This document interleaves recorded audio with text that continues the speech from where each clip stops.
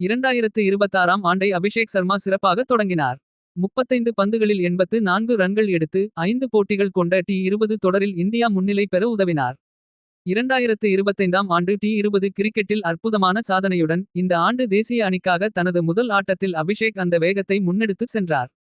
தனது அற்புதமான ஆட்டத்தில் 8 சிக்சர்களை விளாசி இந்தியா 238 இன் கீழ் 7 ரன்கள் எடுத்தது. இது நியூசிலாந்திற்கு எதிரான அவர்களின் அதிகபட்ச T20 ஸ்கோர். பதிலுக்கு வருகை தந்த அணி 48 ரன்கள் வித்தியாசத்தில் தோல்வியடைந்தது.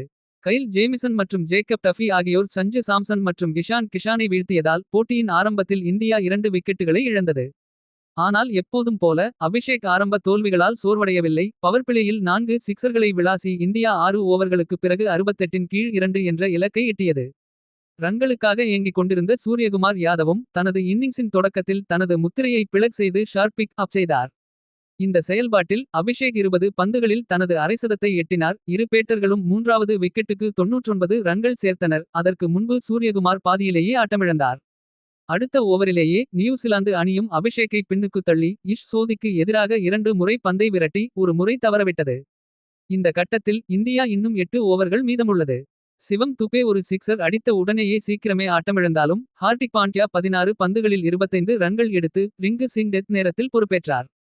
டெத் நேரத்தில் டேரில் மிட்சலை பந்து வீச நியூசிலாந்து எடுத்த முடிவிற்கு ரிங்கு முழு பொறுப்பையும் வகித்தார். அவர் 2 பவுண்டரிகள் மற்றும் 2 சிக்சர்களுடன் 44 ரன்கள் எடுத்து ஆட்டமிழக்காமல் இருந்தார்.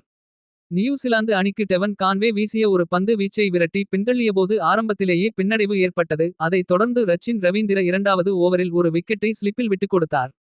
முதல் 9 பந்துகளுக்குள் 2 விக்கெட்டுகளை இழந்த நியூசிலாந்து பவர்பிளேயில் 50 ரன்கள் எடுத்தது. முக்கியமாக குவென் பிலிப்ஸுக்கு நன்றி. இருப்பினும் பவர்பிளே முடிந்த உடனேயே வருண் சக்கரவர்த்தி தாக்குதலில் இறங்கி டிம் ராபின்சனை வெளியேற்றி பார்வையாளர்களை மேலும் காயப்படுத்தினார். பிலிப்ஸ் மற்றும் மார்க் சாப்மேன் போதுமான பவுண்டரிகளை அடித்தனர். அதில் அவர்கள் 5 பந்துகளுக்குள் 3 முறை கயிறுகளை கழற்றினர். அந்த முயற்சிகள் இருந்தபோதிலும் நியூசிலாந்து அணி எப்போதும் இலக்கை நோக்கிச் சென்றது. பிலிப்ஸ் 40 பந்துகளில் 78 ரன்கள் எடுத்து வெளியேறியதும் நியூசிலாந்து அணிக்கு தோல்வி முற்றுப்புள்ளி வைத்தது. சாண்ட்னர் மற்றும் மிட்செல் போன்றவர்கள் இன்னும் சில பவுண்டரிகளைச் சேர்க்கும் முன் சாப்மேனின் விக்கெட்டுடன் சக்கரவர்த்தி தனது ஆட்டத்தை நிறைவு செய்தார். இது இறுதியில் தோல்வியின் வித்தியாசத்தை குறைக்க உதவியது. He doesn't get it off the middle of the bat, but the fielder had come in, and that'll be enough to get to the boundary. Rinku finishes with a flourish. They kept taking wickets, but just could not stem the flow of runs. Every batter almost that came in struck at a good strike rate. Those who got past 9 or 10, simply superb, Kartik.